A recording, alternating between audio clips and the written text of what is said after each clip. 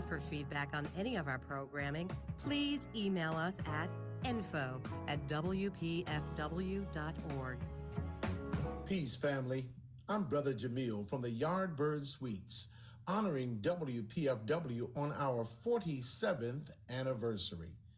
Yes, 47 years of Jazz and Justice Radio, always here to comfort the afflicted, but never afraid to afflict the comfortable. The news and music and information we broadcast here is essential, and we need your support. Why don't you pledge your support for the station today? Visit WPFW.org. That's the call. That's the connection that makes a world of difference in a station that does the same. I'm Wiza Muntali, host of Africa Now, and you're tuned to member-supported WPFW Washington. Welcome to On the Margin with Ethelbert Miller. My guest today is Cassander L. Smith. Cassander L. Smith is Associate Professor of English and Associate Dean for Academic Affairs of the Honors College at the University of Alabama, Tuscaloosa. Her most recent book is Respectability in an Early Black Atlantic. How are you doing this morning? Hi, I'm doing fine. How are you doing? All right, we have a lot to discuss. All right. Let's begin our conversation, Cassandra, by linking your research to other scholars. In the early 1990s, Evelyn Brooks Higginbotham popularized the term respectability politics. What does this term mean, and how do you use it in your book? Yeah, so based on what Higginbotham outlines in the early 90s, respectability politics is that term that we give to that set of behaviors and cultural codes that people in minoritized communities adopt as a way to combat all of the forms of oppression and racism that are targeted at their particular group. So what that looks like, particularly for Black people, which is, of course, the focus of my book, is we hyper-focalize on how we talk, how we dress, and if people aren't behaving in a particular kind of way, then we make certain assumptions or stereotypes about their worth as human beings. So then respectability politics becomes a way of saying, if you don't comport yourself in a way that is deemed respectable by the mainstream, then you can be subject to you can be subject to racism, for example. And so in my book, I'm interested in taking this idea that Evelyn Brooks Higginbotham laid out in the early 90s and thinking about how it shows up in Black cultures from the very first encounters of Black people with the early Americas. So going back to the 17 and 1800s. You know, what I was looking for in your book, I didn't see a reference to it, but I was looking at this behavior and I didn't see an emphasis on the issue of class within the African-American community.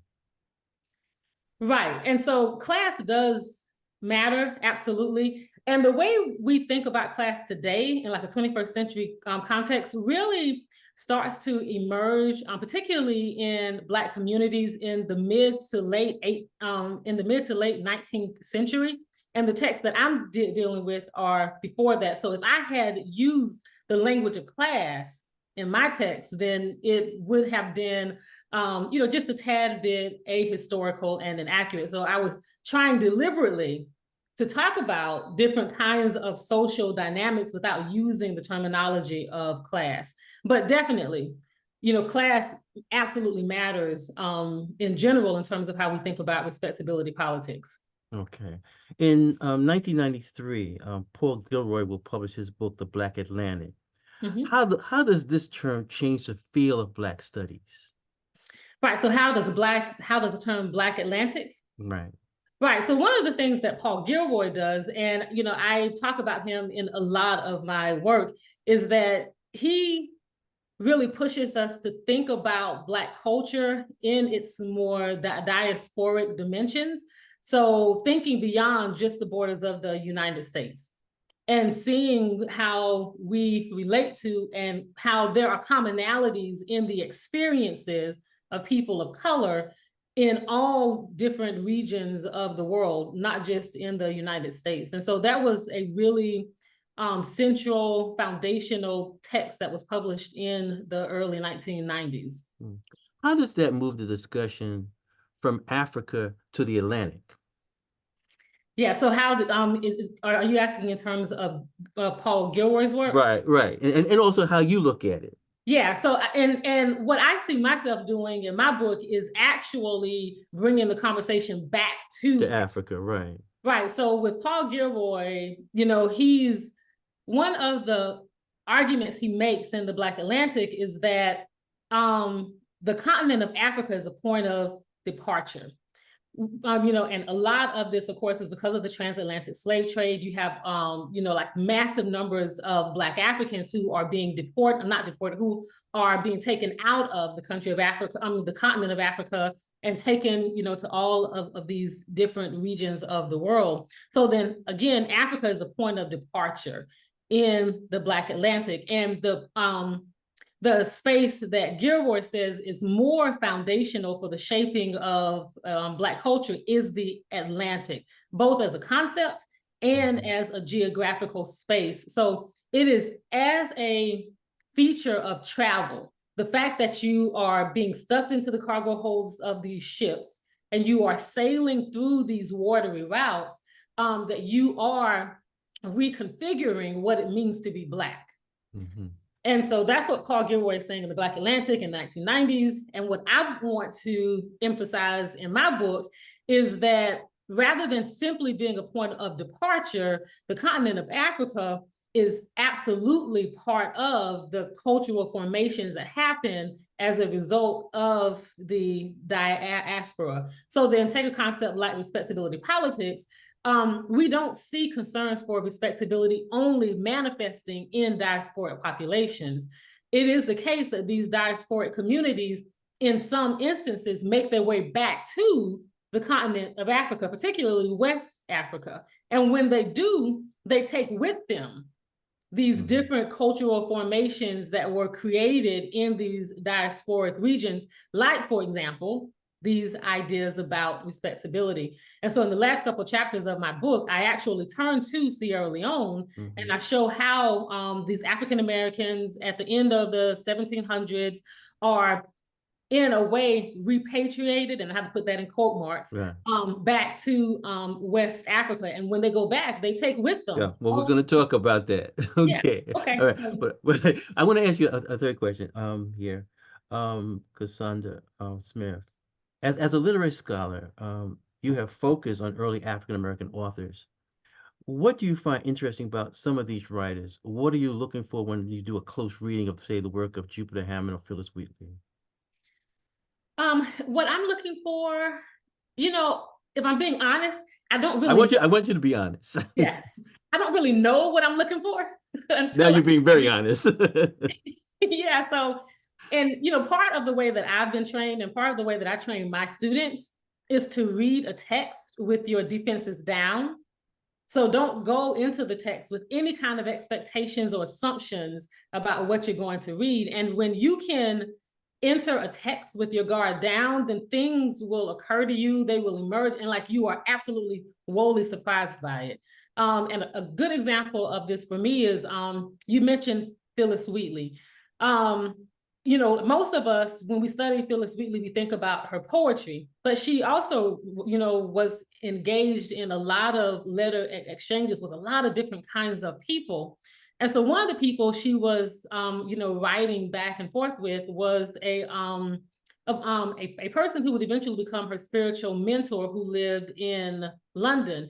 And at one point, this spiritual mentor was checking in on her because the woman who had enslaved her from the time she was 7 or 8 had passed away. Because Wheatley had grown up in this household, she kind of saw that enslaver as like a surrogate mother. So when the woman died, Phillis Wheatley, was feeling all of the feelings. And so this mentor in a letter asked her, how do you feel? How are things going now that, Susanna has died? And so in her letter, Wheatley doesn't do the things that we might want her to do from a 21st century perspective. Like we might want her to be happy and relieved that this person who has robbed her for freedom has finally passed away, but she doesn't. she basically says that this woman was like a mother, and she's very mournful. And in the letter, I mean, like, she sounds like she's really devastated. Let's focus on that, because this is something, and you were talking about how you teach your students, and I find this is something about what you do throughout your book, and that's why I asked the first question about how you are interacting with other scholars, because it seems as if there's points in your book where you disagree with people, you know, and you also seem to really do what I guess is a very close reading of some of these early texts, and what you just said. I'm not projecting my views of like a woman from 2024 back on, but I'm doing a close reading. Okay. And now I guess when I look at what you're doing in this book, especially in terms of your relationship to say Phyllis Wheatley, gender must be very important. The fact that you are a Black woman, you must be looking at this, even if there's a difference, there has to be a connection there. Yeah. And I'm being perfectly honest. There's a lot that has been said about the figure of Phyllis Wheatley, and a lot of it I've been dissatisfied with. There's been a lot of great work on her. Let me, say that first and foremost. But I do feel like it has been the case that a lot of times the conversations didn't really attend to her racial and gendered status, right? Like what the experience must have been for her to be both female and Black in that particular space. People talk a lot about race, they get the racial dynamics, but they don't get the intersectionality of those two. And I'm definitely thinking about intersectionality, the way Kimberly Crenshaw intended the term, first used back in the 1980s. So there is something that's fundamental about being able to understand and appreciate who Phyllis Wheatley is, if and when we account for both her gender and race together. And I just think that it was one of the really difficult things about studying her was this impulse and this risk of over identifying with her, because again, like I am a Black woman too, right? And there were all kinds of moments where I kept thinking, man, I really get this. So yes, this makes sense. And then I have to pull myself back and say, wait a minute, I was never enslaved, I never suffered through them. And kind of having to catch hold and not kind of, go in and, as you were just saying, project my own readings on her. It was a real challenge. Well, let's talk about that. I didn't see in your book any reference to the work of Honorée Jeffers. And I was wondering, I mean, because she spent a lot of time going through the papers and stuff, and I was wondering whether that was discipline, where Honoree's more like a writer, you're a historian. I mean, was there a thing where you say, okay, I appreciate the work that she's doing, but I'm coming at this differently? Yeah, so I do appreciate the work that Jeffers is doing, and I do come at this differently. Although I do say that I do have a couple references to her in my chapter on Wheatley, particularly one of the things that she does in her poetry that's really, really valuable is she asks us to really take a moment and sit with the pre-middle passage years of Phyllis Wheatley. And in her poetry, she does a beautiful job of really kind of, recreating through speculation, because, at this point, that's all we have, what life must have been like for this little Black girl on the west coast of Africa. And so that's like really, really helpful, just in terms of us remembering the fact that this was a human being, that Phyllis, and it was this really traumatic event that happens when she's 7 or 8 years old. And so with Jeffers, she's really interested, like we are both thinking about the archives and the gaps in the archives and ways that we can, still say something about the significance of these Black lives, even in the absence of, like the written record. And we are speculating about that in two different ways. Well, when you say that, and I like how you relating to other scholars, it seems as if we finally, I'm using you as an example, we finally have a generation of scholars who are going back and re-examining our foundation, our literary foundations. And the projection of that for the future, I think is going to be very challenging, because it's just a lot of work to be done. I think there's a lot of documents that have to be translated, whether it's from Portuguese or Spanish. So I just look at, who are your peers that you are in contact with right now? Yeah, so, that's that question is a little bit bigger than you might imagine, because you know, my work, I identify it as being in the early Caribbean, early African American, and early American, and even in the Renaissance. So that's like 4 discourse communities, right? And so some of the scholars that I'm in conversation with, again, I mean, we just talked about Jeffers. I'm definitely in conversation with Jeffers, which is why I, you know, bring her up in the weekly chapter. I'm in conversation, you know, in a lot of ways, I'm coming on the heels of people like Catherine Clay Fassard, you know, who in the early 2000s wrote a really important book that looked at Phyllis Wheatley as a foundational figure. Some of my contemporaries are Tara Bynum, who just published a book last year. She was actually one of the first scholars, you know, we are contemporaries. She was one of the first scholars back in like 2010 who wrote an essay on Phyllis Wheatley. And I thought, and it just kind of fundamentally shifted my orientation to Phyllis Wheatley. There are other scholars like Vincent Coretta, David Wallstreicher, April Langley, who all have in various ways, this Wendy Roberts, all of these people have done a lot in Wheatley studies to remind us of how expansive and rich the archives are. And there's still stuff to uncover. Like, we are still finding materials on Phyllis Wheatley. In the preface, Cassander, in the preface to Race and Respectability, you mentioned how you began writing this book after the death of Trayvon Martin. You were also affected by the tragic death in May 2020 of George Floyd. How do these deaths of these Black men connect to your scholarship?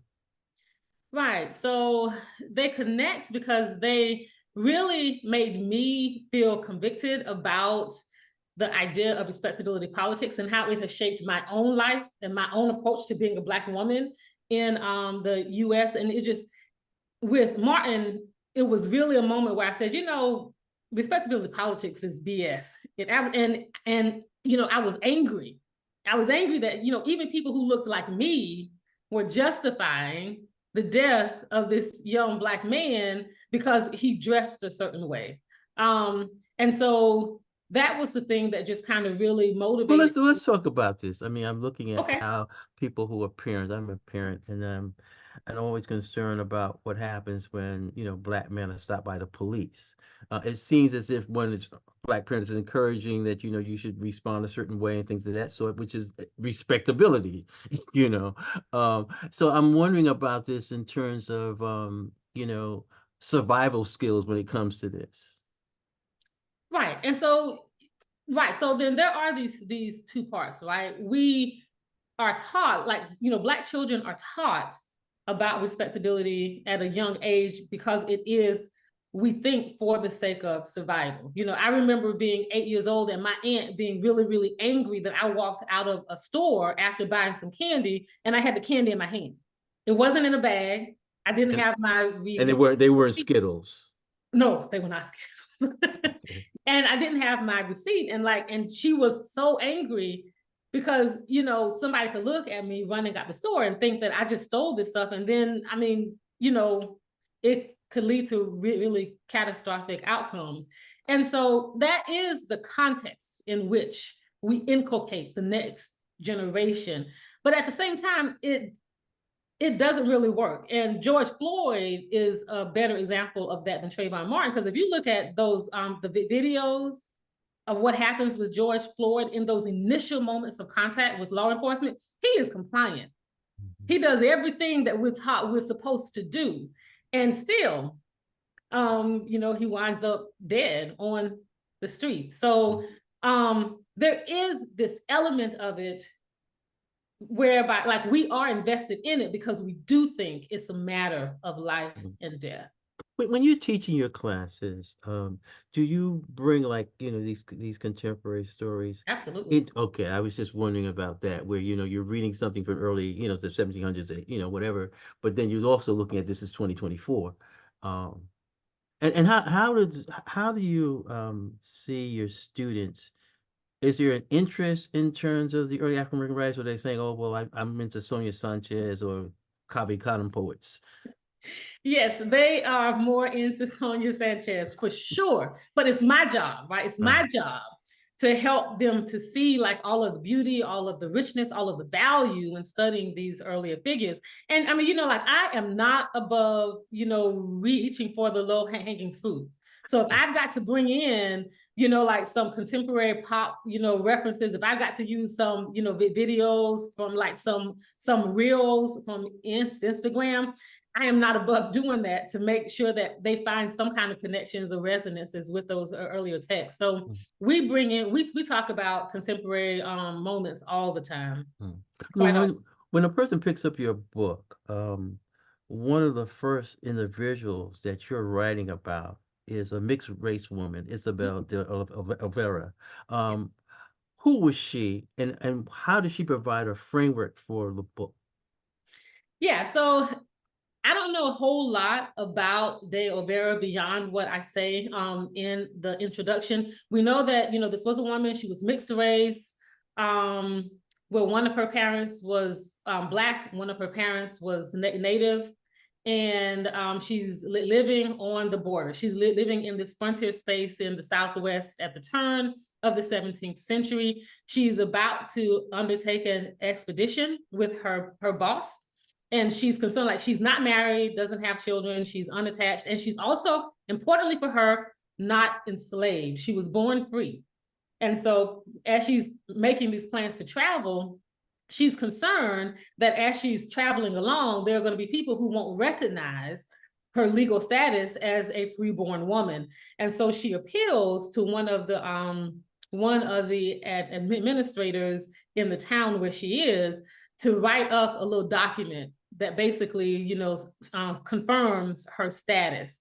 And I talk about this as a form of respectability, just to remind people of what the stakes are for Black folks, right? As you were just saying a minute ago, it boils down to a matter of life and death. Black people have gravitated toward this idea about respectability because we think that it is a way to save our lives.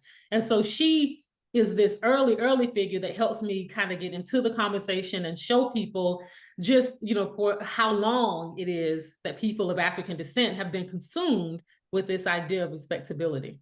You know, we were talking a few minutes ago about, you know, not using that term class in terms of projecting it into that early period. But I was wondering in terms of another issue, in terms of, and I guess here with Isabel, the issue of color.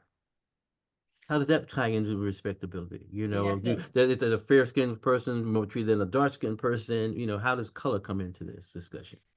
Yeah, and you know, for me, it doesn't come into the discussion in the book. So, you know, of course, we talk about colorism a lot in my classes when I talk to my students, and I typically point out to them that when you look at how African American. Wait, let me interrupt you again. Let me interrupt you. Let's go back to that incident with the candy. Okay. Does color come into play here? With the candy? And you? No, I mean, all of my people are dark skinned. That's what I'm wondering about. I mean, dark and fair skin, you know, when somebody say, well, you can have the candy, you know? Yeah, no, I mean, like, you know, of course, you know, colorism touches just about every corner of Black communities. And I was aware of it growing up, but because, you know, I came from a family where, you know, like we're all, you know, like either brown skin or dark skin. It wasn't the case that that we had conversations where, like, you know, one child was favored over another because they looked, you know, like white or had green eyes or something. It was, you know, we were all Black. So within the family, it didn't really play that big of a role. Now, how does it deal with your research and when you're looking at respectability? And then also looking at how, and you do have this in your book, respectability when it comes to Black women, and Black women come in all different colors. Right, they do. And so that, you know, that's one of the things that I talk about with De Oliveira, that, you know, she is a mixed race woman. And she is a predecessor of the tragic mulatto trope in 19th century literature, where you have this group of women who are racially Black, but they look white. And, you know, thinking about how with them, respectability can be read as a form of passing. Like if we want to think about the phenomenon of passing where Black women move into white society, we can think about that within the paradigm of respectability politics. Like it is the ultimate realization of respectability politics. Okay, let's talk about I want to go back to Phyllis Wheatley. One of the things that we find, and you were talking about not just looking at Phyllis Wheatley's poetry, but also her correspondence. Talk about Phyllis Wheatley's correspondence with Obor Tanner, who was Tanner. I believe she lived in Newport, Rhode Island. But flesh out this relationship. Yeah, and so again, like this is one where my thinking about the relationship between Wheatley and Uber Tanner is coming out of the work of Tara Bynum and Catherine Clay-Bassard before her. But this is the kind of interaction, the kind of exchange where you can really dig into those conversations about intersectionality. You have these two Black women who are engaged in the back. They have a friendship. They articulate it as a friendship. They celebrate it as a. Did they ever actually friendship. meet? I didn't know if this was just letter correspondence. Did they actually physically meet? That's a fantastic question. And it's one that like, I think I just took it for granted that yes, they had meetings. I just assumed, because there is one point when the Revolutionary War breaks out where Wheatley does leave her home in Massachusetts and she goes out to Rhode. So I mean, I have to assume that, but I've never like looked for data like in the actual letters to say, it was great, meeting you right last month. Yeah, that's an assumption. right. Well, I'm just looking at just being honest here this morning. Yeah. But talk about what one see, because one of the things I like about your book is that you put an emphasis on close reading. So what do we see when we closely look at this correspondence? Yeah, well, the main thing from my perspective that we see is how we see an example early on of self-policing. And self-policing is one of the cornerstones of respectability politics today. It's where, like I said with Trayvon Martin, you had Black folks who were condemning his dress and saying, well, I mean, what was he expecting when you dress like that, right? It's a form of when you are policing your own community. And so when I do a close reading of the letters between Wheatley and Uber Tanner, it's the self-policing that really sticks out for me. The way that both women are trying to shore up each other's faith and talking about what the stakes are of reflecting this kind of, virtual being, or this virtuous being. And so, yeah, so for me, that's where the close reading gets us. Well, before we take a break, I want to ask you one last question dealing with Phyllis Wheatley. And I know that this was one of the things that Honoree was looking at, because she calls Phyllis Wheatley Peters. Talk about John Peters, Wheatley's husband, and how maybe your opinion of him, and like I think you've got a couple of pages about him. How does your opinion of him differ from other people's interpretation? Yeah, and so it used to be the case that when people would talk about John Peters, they would be really critical of him. They would essentially, blame him for kind of bringing Phyllis Wheatley down, right? He was a kind of drag on Phyllis Wheatley and her, rise. And a lot of the perspective on Peters comes from this memoir that was written, way back in the early 1800s by a woman who was the great niece or great niece of Susanna Wheatley, who was the enslaver of Phyllis Wheatley. And in recent years, like within the last decade or so, and Jeffers is one of those scholars who, her along with Vincent Coretta, and now most recently, Dayton. I'm drawing a blank on what her first name is. Her last name is Dayton. Historian. Last year published an article that did like this really amazing archival deep dive into the life of John Peters. And she was able to kind of recreate a lot of the details and information about Phyllis Wheatley and her years in her marriage with John Peters. And after reading that, Carolyn Dayton, I think is her name. I'm going to have to Okay, no Remember worries. her name. At any rate, so I'm just kind of coming along and taking advantage of that research that has been done recently to say, hey, let us take another look at John Peters. And when we take another look at John Peters, what I'm adding to the conversation is the fact that it may have been the case that Phyllis Wheatley was actually drawn to John Peters because they both were striving toward a more respectable type existence in that in that New England context. And Okay, so, we'll hold that point. okay. And so we'll take a little break. My guest today is Cassander L. Smith. We're talking about her book, Respectability in an Early Black Atlantic. My name is Ethelbert Miller. The show's on the margin. The station's WPFW 89.3 FM. Celebrating 20 years, the New African Film Festival presented How by long is the AFI break? and Africa World Now Project How brings long the is- vibrancy of Very short. African filmmaking from all corners of the continent and across the diaspora to the DMV at the AFI Silver Theater and Cultural Center in downtown Silver Spring from March 15th to the 28th. The festival features 26 films from 16 countries, including 3 US premieres and discussions with filmmakers. Explore the diversity of new filmmaking from Africa at the 2024 New African Film Festival. Tickets and full schedule at afi.com/silver. That's afi.com/silver. Or call 301-495-6700. 301-495-6700. WPFW, building a better world, one broadcast at a time. We're back on the margin with Cassander L. Smith, Associate Professor of English and Associate Dean for Academic Affairs of the Honors College at the University of Alabama, Tuscaloosa. One of the things that we find, Cassander, in your book, actually the book, a chapter on Wheatley, you spend a time examining the ideas that are associated with the period of the Enlightenment. And you mentioned that it was responsible for advancing modern day racism. So talk about what was going on in this mid-18th century.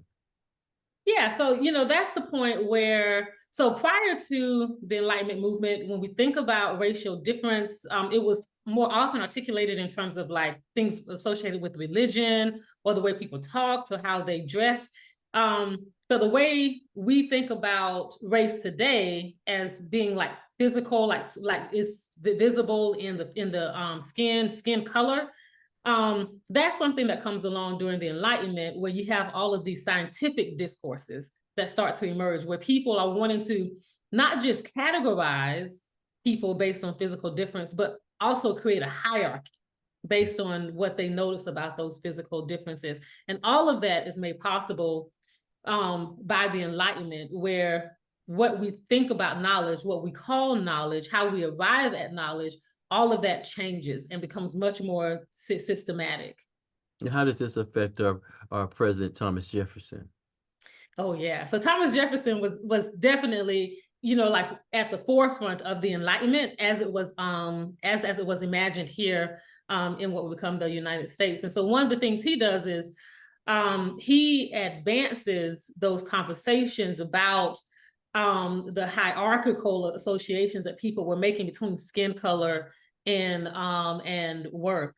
And so in, like, for example, his notes on the state of Virginia, in that text, he is talking about this hierarchy. He's placing Black people at the very bottom of that hierarchy, saying that, they are like, right next to orangutans, right? They're like maybe one rung above the orangutan, or like cousins, I think was the language that he used. And so he talks specifically about Phyllis Wheatley, for example, where he says, with Phyllis Wheatley, the poetry she writes, is essentially teaching. The way I explain it to my students is, it's essentially teaching a monkey teaching a parrot how to recite the alphabet, right? There's no real intellectual work that's happening. She's just been taught to mimic, these certain ideas about religion, these certain poetic styles, but she's not really a poet. And how does he contrast her views of Phyllis Wheatley with that of Sally Hemings? Yeah, no, he doesn't. For him, there's no apparent contradiction in those two things. But of course, we know, right, that's one of so Thomas Jefferson was the US president who had the largest number of enslaved people. Right. I think he was like 600 or something. And he also was one of those presidents who was he was incredibly explicit about his racialized ideas. And then he also had a relationship with Sally Hemings and had children with Sally Hemings. So in a lot, like, he is one of the most complex figures from the 18th century. And I, when I teach him in my classes, I really impress upon students how complex. It's easy to just dismiss him as a racist, but that doesn't really, like, just dismissing him as a racist doesn't really get us at. So what you encourage your students to do is a close reading of Thomas Jefferson. Yes, exactly. The enlightenment concept is interesting. And you have this reference to Wheatley where you say in your book that Wheatley was a kind of spiritual advisor for her white counterparts. What did you mean by that? Yeah, so one of the things that she does in her poetry, like, she writes a number of elegies, Elegies, right? Right, which are focused on where she's not necessarily celebrating death, she is commemorating the transition of loved ones from this life into an eternal life, right? And so in doing so, she is negotiating the grief of her white counterparts. And she's basically, saying to them, remember that this person is no longer with us in this physical form, but they are up, sitting on the right hand of God, the Father, right? And so rather than mourning or sitting in this grief, we should be doing everything that we need to do to make sure that we live the kind of life so that we can be up there and reunite with them in the afterlife. So in that way, she's using her poetry to kind of guide them spiritually through the grief that comes with passing. And of course, in this time period, there was a lot of premature death. There was a lot of premature death, particularly involving babies. So that was kind of, one of the ways that I used that phrase. Okay. Cassander L. Smith, in your book, Race and Respectability in the Early Black Atlantic, you also write about Equiano, Gustave Vassa. I know I don't think I would have known of him if it wasn't for Arnold Bontemps, poet and writer and close friend of Langston Hughes, and also my friend Wilfred Samuels, a scholar in Utah who died in February 2020. What do you find interesting when you look at the life and the rise of Equiano, and how is his work key to how we view the Black Atlantic? Yeah, I mean, there's a lot that I find interesting about Equiano.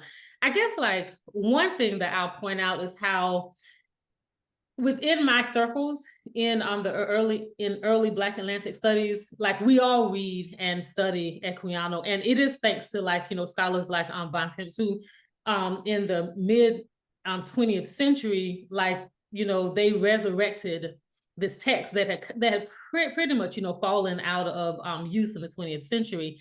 And the thing I find most interesting is that, again, thinking about close reading, that his narrative tells us just as much about the Black communities in which he operated as it does about him.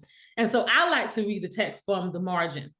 I like to see what his text is telling us about the experiences of other people who were not Olaudah Equiano. Like, for example, his sister, who was captured and she was enslaved at the same time he was. And we don't know anything about her fate. But, when we read through his text, there's certain speculation that the text does offer us. Well, let's look at these texts, because we're also knowing in terms of these texts are being directed or towards a group of people who are pretty much not Black people.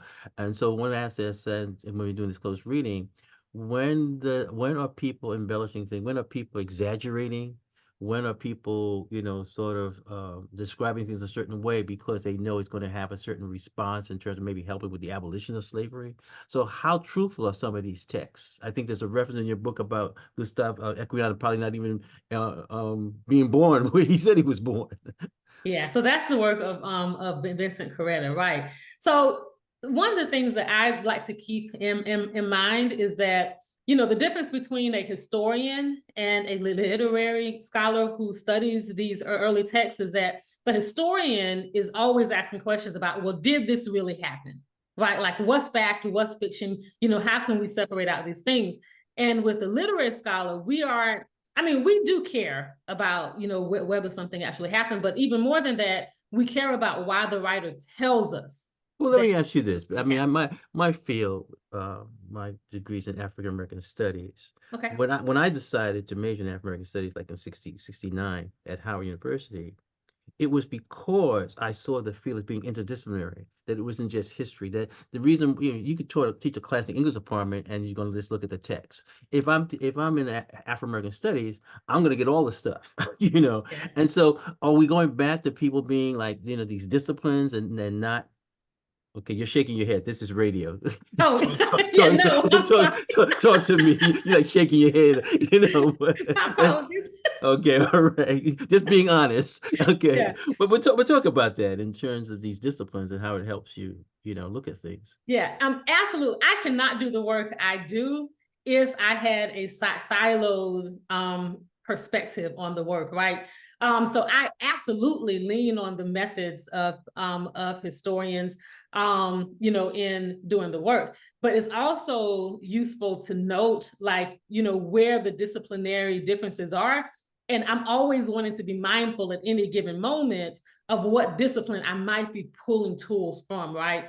So if it's, like the discipline of print studies or again of history or, art and material culture, whatever it is, I want to be mindful of how it is that I'm using those particular strategies. And for my students, I want to delineate that as well, so that they can get a better appreciation for, I want to make the multidisciplinary more visible so that students understand the value of pulling tools from these various spaces. And so that's the only way I can get at what I'm getting at in the book. Well, what I'm getting at on this radio show, the reason why I structured a certain way where I had you talking about Wheatley and now we were just talking about Equiano is because I felt that maybe if I was just tuning in, I'm familiar with Phyllis Wheatley. I've heard a little bit about Equiano, but your book actually begins about a Black man, Adam, who was living in Boston in 1694. You talk about his life in legal battles. I mean, that's like one of the first people that you're really talking about. So why is he first, not just in terms of chronology, but why does what happens to him, his trial, affects your entire book in terms of this issue of respectability? Yeah, that's a good question. And for me, it comes down to the fact that what happens and the outcome of that trial shows why it's necessary for people like Phyllis Wheatley and Okay, go back and explain what the trial is about. Yeah, okay, so this is a Black guy, who he is working, or he is enslaved to a white man named John Saffin in colonial New England in 1694. That enslaver, John Saffin, comes up to him one day and he says, hey, if you continue to work for me for 7 years, I will change your status from enslaved to indentured servant and you will be free. So basically, offering him the opportunity to work for 7 more years and then he'll get his freedom, which then, and of course, Adam agrees to that and he becomes an indentured servant. Well, when it nears the end of that 7-year term, this enslaver, John Saffin, he hires him out for another contract. And, Adam is doing the math real quick, right? Like if he does this contract, it's going to go beyond his 7 years. And so he says no, because, he's about to be free based on the conditions in the indenture contract. The important thing is that there's a clause in the indenture contract that says that he would get his freedom provided that he carried on, that he carried out his task in a manner that was, I can't remember the exact language, but it was in the language of respectability. Like he had to comport himself in a particular kind of way, like cheerfully and something and something and something. Anyway, all things related to his behavior. And so his enslaver said, nope, you did not carry out your duties in the manner that was outlined in the indenture contract. So I have revoked the indenture contract. And so he sued. Adam sued him in court for his freedom. And he does eventually win that freedom. It takes three years, but at the end of 3 years, the court sided with him and said, yeah, the indenture contract is binding. And so I talk about that in the first chapter, because what happens is we have all of these court documents that lay out all of the things that Adam did to secure his freedom. And then also importantly, his enslaver, John Saffin, writes this text. And the text is partly a response to Adam's lawsuit. And in that text, he does a lot where he's characterizing Blackness. Like, it's stereotypical. It's, definitely from a 21st century perspective, it's a racist text. And so he's making all of these character judgments about the nature of Black people. And so I set up that first chapter as a way to show why it's important, or why people like Phyllis Wheatley and Olaude Equiano are compelled to do what they do later on in the century. Like, they come along some, 60, 65 years later. And in a sense, their writings are a response to the racialized rhetoric that John Safin uses in how he talks about Adam. Let's talk about your process, your work. Because I'm thinking, like, if, people in basketball, like someone like Steph Curry, they're taking X number of free throws, to perfect their free throw. What type of discipline does it take to look at, as a scholar, looking through these texts, these documents, legal things matters, bills of sale. This seems that takes a certain discipline. I remember my life changed, and I've really been into poetry because I was with a student of Dr. Lewis at Howard University. And one hot summer, we were in the Moreland Spingarn Research Center looking at that time, microfiche. And she was all excited, and I wasn't feeling it. Okay, okay, so this is a letter by Phyllis Wheatley. That's nice. Okay, but I mean, if you're talking to students in your class and you want people to follow in the work that you're doing, just like how you follow other scholars, you've got to have a love for this field. You've got to have a love to say, okay, I'm going to look through years and years of documents to look for one thing. What kind of muscle training do you have to do? Time is absolutely fundamental to the discipline, right? Like, you have to be willing to set aside the time, and you have to be prepared for the fact that it's going to take that kind of time and patience. And also, like, with me, it helps that, like, my background is in newspaper journalism. And I also have an MFA in creative writing. So the newspaper journalism taught me how to ask questions. Right. Like it just, really sparked my curiosity. So now I'm just naturally curious. And that's one of the things that compels me. And with the MFA, it really made me just value language, the words on the page, so that I can kind of take the time, and rather than glossing over a sentence, if I see a word that's interesting, like, for example, I was reading through this one text from the 1850s, and I saw the word or the phrase "tricked out," and that's a phrase that I normally have heard in a 21st century context, right? Like in hip hop culture, if something is tricked out, it's like elaborate, it's like it's bling bling or whatever. And to see this phrase, just two little words in this text from 1850, it spun out into this big thing. So having that creative writing background just really gave me an appreciation for, focusing on not just what the text means, but also how it means it. And let's bring something else in terms of specifically the challenges facing African-American scholars like yourself. And that is, okay, how difficult was it for you to get funding for your work?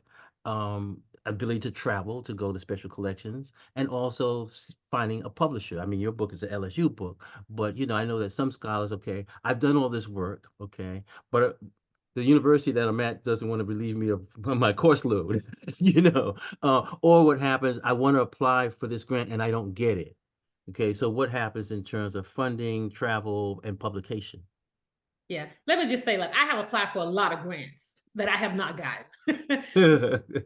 I haven't been lucky to have benefited from grants. So, it's the kind of thing where when you come into this profession, you have to have the expectation that you're going to be told no a lot.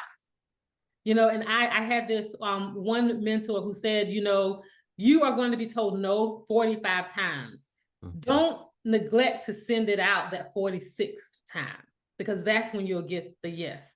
And again, I acknowledge that I am actually in a privileged position. Yes, it is difficult being a woman of color in the academy. But I have been in this privileged position because I'm at a research university with a reduced teaching load. And I have had, like a number of opportunities for different kinds of professional support, from, having sabbaticals, to having grants that have been funded from my institution and also from other national archives. So in that way, I won't say that it's been very easy. It hasn't been at all. But what I would tell all of my students, particularly those graduate students that I mentor, is that you focus on doing the work first and producing a good quality product. And when you do that, it makes it a little bit easier for people to support it, because they can clearly see, here is the value, like here is the intellectual intervention. And so then it kind of comes from that. So yeah. I wanted to ask that question because, as I said before we went on here, I thought you've done this is a very important book, and I just wanted to make sure that, people understand how you had to navigate your time to produce this book. But I want to get back to the book before we end our program, because I wanted you to talk about Granville Sharp, as well as the establishment of Sierra Leone, and why is it necessary to understand the creation of Sierra Leone, and going back to this whole thing of the Black Atlantic. Oh, absolutely. And I mean, the creation of this settlement at Sierra Leone is respectability politics, right? It's the idea that there's only a certain kind of person who can take advantage of the freedom that's being offered in this space on the west coast of Africa. And let's go back before we get to the West of Sierra. Let's go back to the American Revolution and all these Black people who were fighting for that side, who wound up being like in London hanging out, and somebody said, "Well, let's get them out of London." Absolutely, yeah. So, and that's what it is, right? So when you come to it within the history of the United States, there isn't a single war that we've had in the history of this country in which Black folks did not participate. And so the Revolutionary War was no exception. And you had Black folks who were on both sides. And so for those who were royalists supporting the crown, at the end of the war, England, attempting to make good on its promise to free them, took a whole lot of those Black folks with them. I think it was maybe about 3,000. And of that 3,000, some went on to London, some went up to Canada, some went to the Bahamas. And of course, when they got to these locations, like there was no, red carpet rolled out welcoming them there.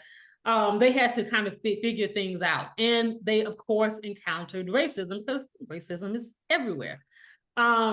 And for those who went to London, a good many of them wound up on the streets. They were destitute, desperate for food and housing.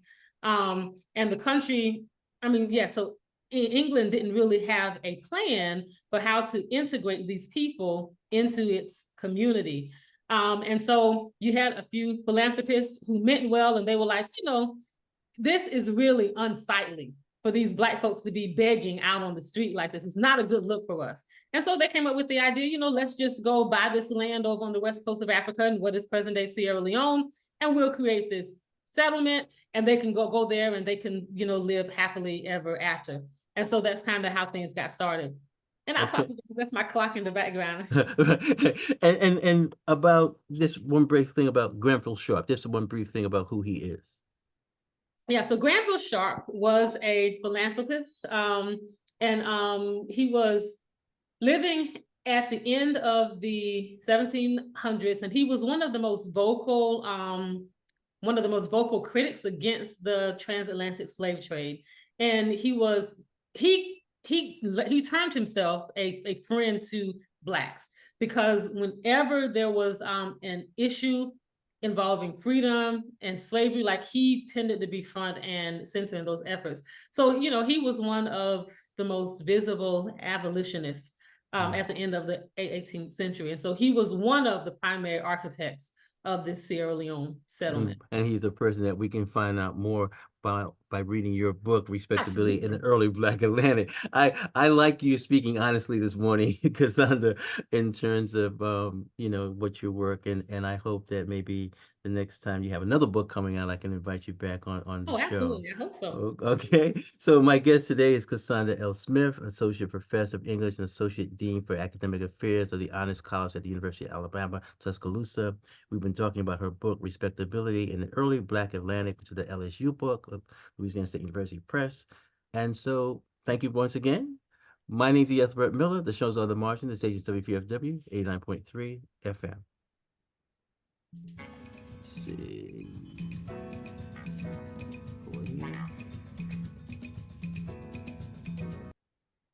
Okay, so that's what we're going to do. I will um